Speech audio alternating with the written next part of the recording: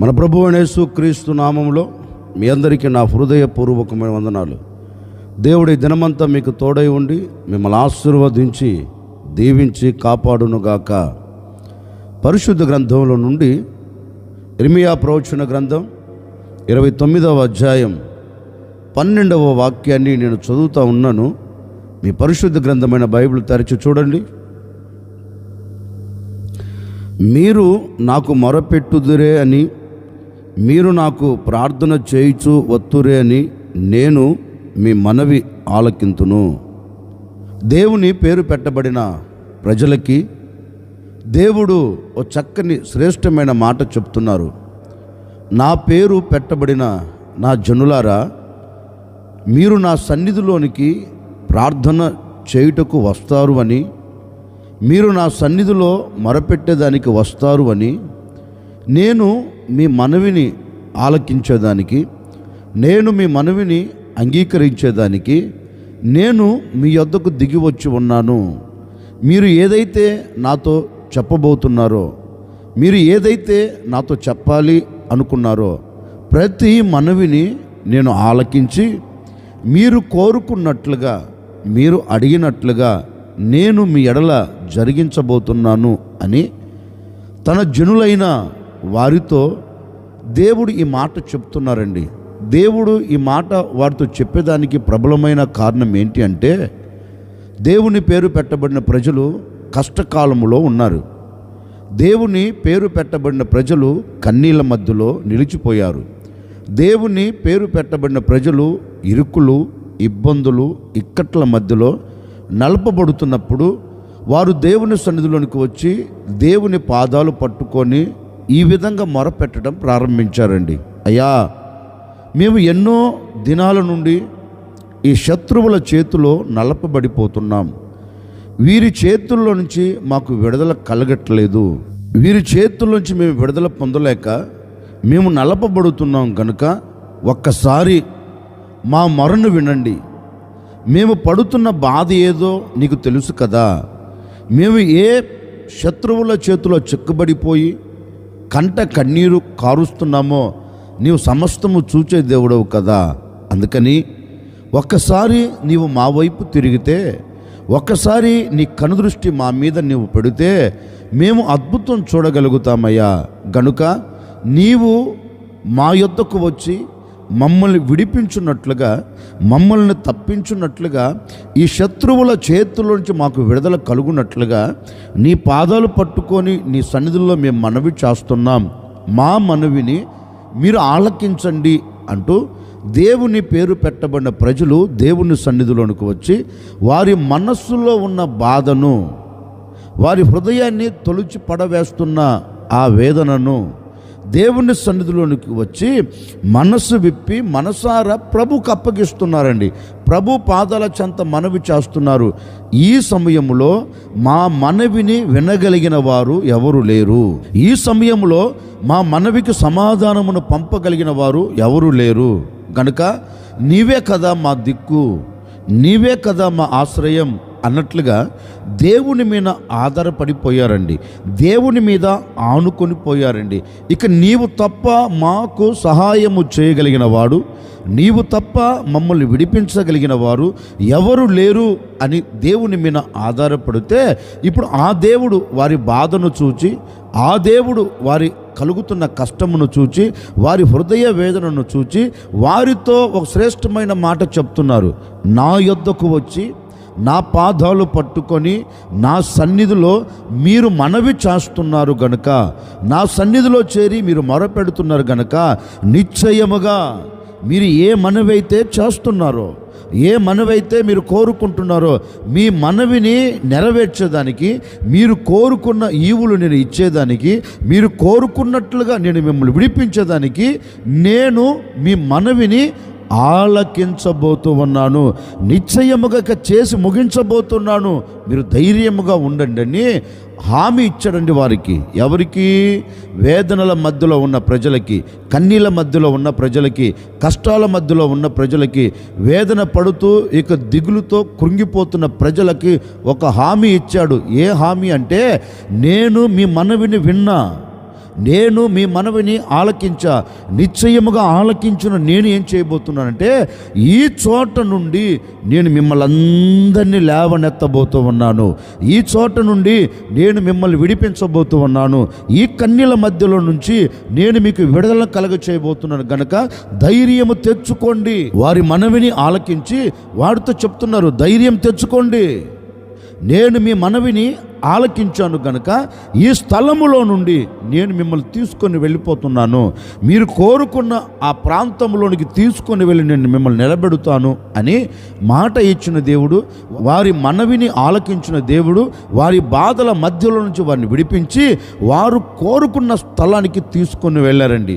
ఈ ఉదయకాల సమయంలో నేను కూడా మీతో చెప్పాలి అనుకున్న నా దేవుని మాట ఏంటంటే, గడిచిన దినాలు ఎక్కడ నీవు పట్టబడిపోయావో, ఎక్కడ నీవు చెక్కబడిపోయావో, ఎక్కడ నీవు కృంగిపోతూ వచ్చావో, విడిపించబడలేక తప్పించబడలేక కలవరాల మధ్యలో నీవు అలాగే కొట్టుకొని వెళుతూ నిస్సాయ స్థితిలో గొప్పగా కొలచబడిపోయావేమో నాకు తెలియదండి.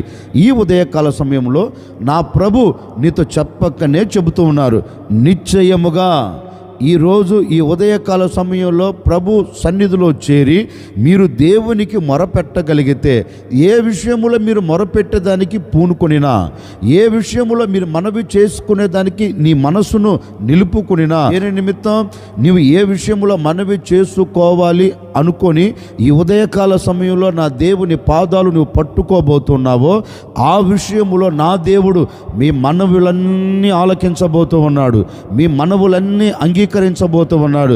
నిశ్చయముగా మీరు ఏది కోరుకునినా, నిశ్చయముగా మీరు ఏది ఆశించినా, నిశ్చయముగా మీ మనసులో మీరు ఏది తలంచినా మీ మనవులన్నీ నా దేవుడు ఆలకించునుగాక, మీ మనవులన్నీ నా ప్రభు మీకు దయచేయునుగాక. ఈ ఉదయకాల సమయంలో నా ప్రభు మీ ఎడల నిశ్చయముగా మీరు కోరుకున్నవి నా దేవుడు మీ చేతులకిచ్చి ఈ దినమంతా సంతోషకరంగా మిమ్మల్ని సాగనంపునుగాక, ఈ దినమంతా ఆనందకరంగా మీరు సాగి వెళ్ళుదురుగాక.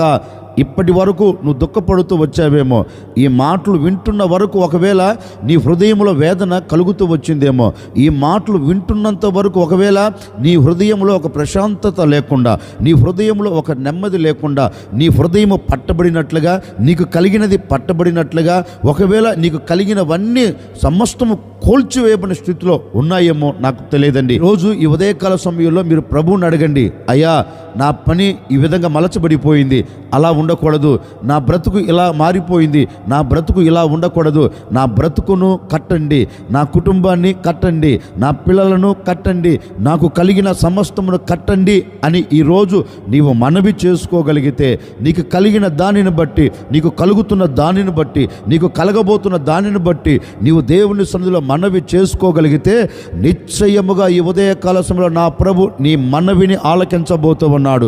నీ మనవిని ఆలకించిన దేవుడు తప్పక నీవు కోరుకున్నది ఈ దినమే నా దేవుడు నీ చేతులకు అప్పగించబోతూ ఉన్నారు. ఈ దినమే నీవు దానిని చూడబోతూ ఉన్నావు, ఈ దినమే నువ్వు దాన్ని అనుభవించబోతూ ఉన్నావు. దేవుని పేరు పెట్టబడిన ప్రజలు దేవుని సన్నిధిలోనికి వచ్చి వారు మనవి చేస్తే వారి మనవిని ఆలకించి వారి పట్ల అద్భుతం చేసిన దేవుడు ఈరోజు నీవు మొరపెడితే నీ మనవిని ఆలకించి ఎందుకు అద్భుతం చేయడు? ఓ సేవకుడిగా మనసారా నేను కోరుకుంటున్నానండి, ఈరోజు ఏదైతే నీవు కోరుకుంటున్నావో అక్షరాలుగా దేవుడు నీకు దయచేయునుగాక. నీ మనవిని నా దేవుడు తప్పక ఆలకించబోతూ ఉన్నాడు, తప్పక దాన్ని అంగీకరించబోతున్నాడు, తప్పక దాన్ని నెరవేర్చబోతూ ఉన్నాడు. ఈ దినం నీ మనవిని నా దేవుడు ఆలకించి నీ పట్ల అద్భుతమైన కార్యము జరిగించునుగాక. అందుకే దేవుని ప్రజలతో దేవుడు అంటారు, మీరు నా సన్నిధిలోనికి మొరపెట్టేదానికి వచ్చారు కదా, మీరు నా సన్నిధిలో ప్రార్థన చేసేదానికి వచ్చారు కదా, వచ్చిన మీ ప్రార్థన ఆలకించుటకు నేను మీ అంతకు దిగి వచ్చాను అని వారి ప్రార్థన వారి మనవిని ఆలకించి వారి పట్ల అద్భుతం చేశారండి. ఆయన మన మనవి ఆలకిస్తే మనకేం కలుగుతుంది?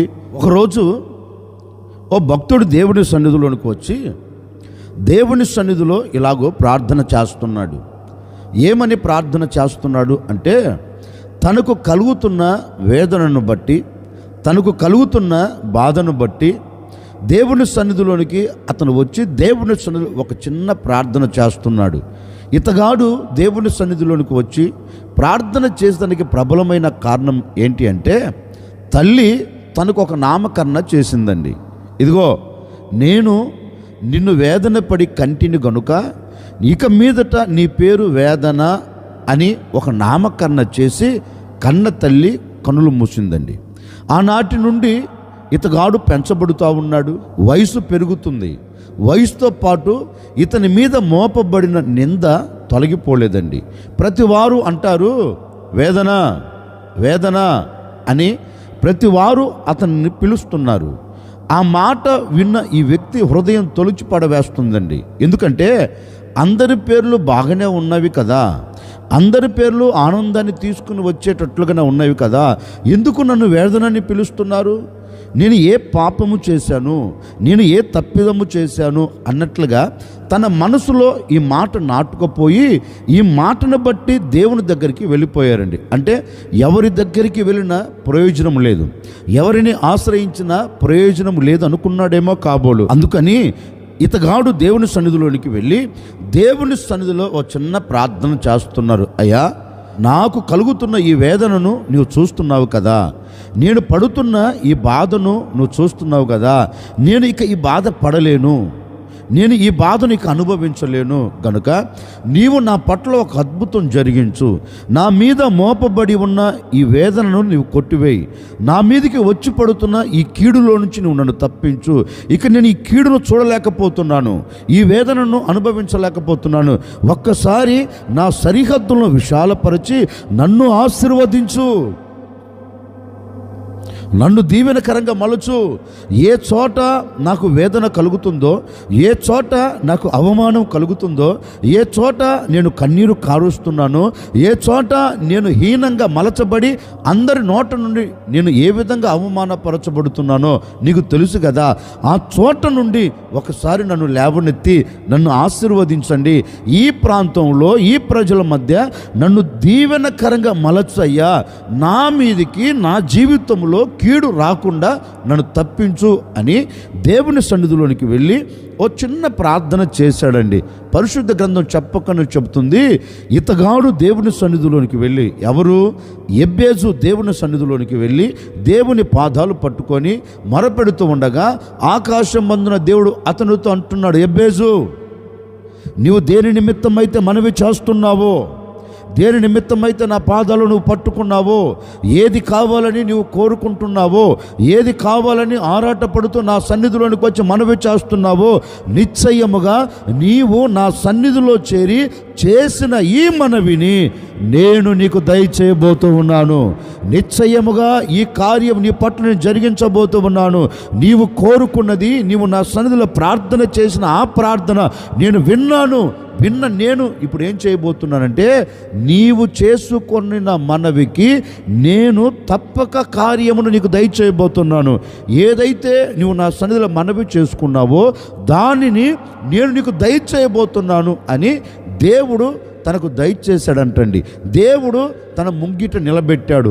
ఈ ఉదయకాల సమయంలో నేను కూడా మీతో చెప్పాలనుకున్న మాట ఏంటంటే, ఒకవేళ ఎబ్బేజు పడిన వేదన నువ్వు పడుతున్నావేమో, ఎబ్బేజు పడుతున్న కన్నీరు నువ్వు పడుతూ వచ్చావేమో, ఒకవేళ ఎబ్బేజునకు కలిగిన అవమానం నీకు కలుగుతూ వచ్చిందేమో, ఎబ్బేజు చూస్తున్న ఆటుపోటులు అవంతరాలు ఒకవేళ నువ్వు చూస్తూ వచ్చావేమో, ఎబ్బేజు మీదికి వచ్చిన కీడు ఒకవేళ నీ మీదికి నీ కుటుంబం మీదికి వచ్చిందేమో, నాకు తెలియదండి.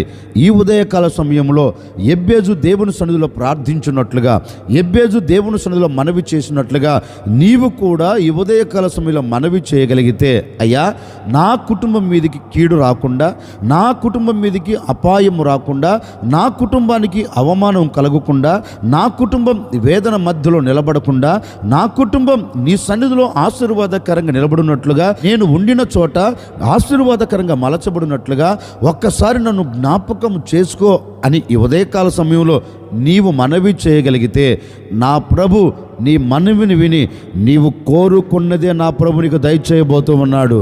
ఏం కోరుకుంటావు? ఒకవేళ నీకు కలుగుతున్న వేదన కావచ్చు, నీకు కలుగుతున్న ఆటుపోటులు కావచ్చు, నీకు కలుగుతున్న అవంతరాలు కావచ్చు, దేని నిమిత్తం నీవు మనవి చేస్తున్నా, దేని నిమిత్తం నువ్వు దేవుని పాదలు పట్టుకొని మరపెడుతున్నా, నిశ్చయముగా నా ప్రభు నీవు కోరుకున్నది నీకు దయచేయబోతూ ఉన్నాడు. ఏ చోట అవమానపరచబడుతున్నావో అదే చోట నా దేవుడు నిన్ను ఘనపరచబోతూ ఉన్నాడు. ఏ చోట నీవు కీడును చూస్తూ వచ్చావో అదే చోట నీవు మేలును చూడబోతూ ఉన్నావు. ఏ చోట అపాయము నువ్వు చూస్తూ వచ్చావో అదే చోట ఆశీర్వాదానికి నీవు నాంది పలకబోతూ ఉన్నావు. ఇక మీదట ఈ దినమంతా ఎక్కడ ఎప్పుడు అపాయము రాకుండా, అవమానము కలగకుండా నా దేవుడు నీ అవమానమును కొట్టివేసి, నీ అపాయమును తీసివేసి, నీ ఉన్న చోటే నా దేవుడు నీకు ఆశీర్వాదాన్ని కలగ చేయబోతూ ఉన్నాడు. నా దేవుడు నీకు దీవెనను అనుగ్రహించబోతూ ఉన్నాడు.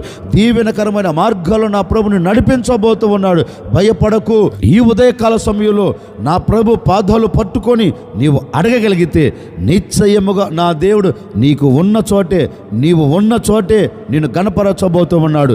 నీ ఉన్న చోటే ఆశీర్వాదకరంగా నిలబెట్టబోతున్నాడు. నీ ఉన్న చోటే నీకు క్షేమం కలగబోతూ ఉంది. నీ ఉన్న చోటే రెట్టింపైన ఘనతనిచ్చి నా ప్రభుని నడిపించబోతూ ఉన్నాడు. ఈ దినమంతా నీవు ఏ విషయంలో మనవి చేస్తున్నా, చేసుకుంటున్నా, నా ప్రభు నీ మనవులన్నీ ఆలకించి నీవు కోరుకున్న ప్రతిదీ నీకు దయచేయునుగాక. అందుకే ఎబ్బేజు గురించి పరిశుద్ధ గ్రంథం చెప్తుంది, దేవుడు అతడు చేసుకున్న మనవిని అతనికి దయచేసను.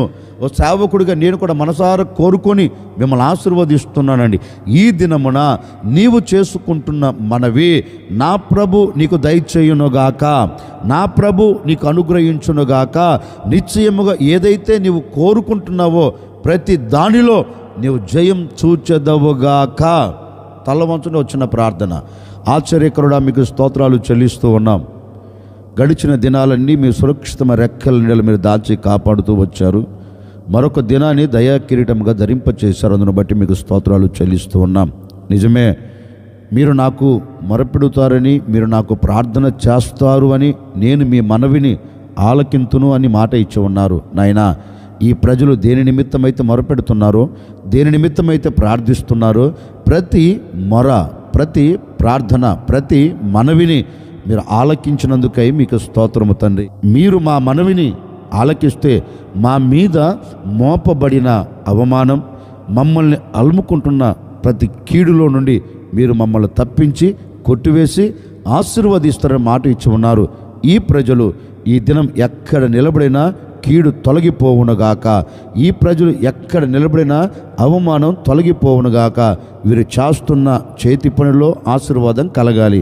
వీరు వెళ్తున్న మార్గంలో దీవెన కలగాలి. వీరు చేస్తున్న నాయన వ్యాపారంలో, ఉద్యోగంలో, చదువుల రంగంలో, ప్రతి విషయంలో నాయన బిడలకు ఘనత కలుగునట్లుగా, బిడలకు క్షేమం కలుగునట్లుగా, బిడలకు ఆశీర్వాదం కలుగునట్లుగా ఒక అద్భుతమైన కార్యం ఈ ప్రజల పట్ల మీరు జరిగించి మహిమ పొందుకోమని యేసు నామములో అడిగి వేడుకొనుచున్నాము తండ్రి. ఆమెన్.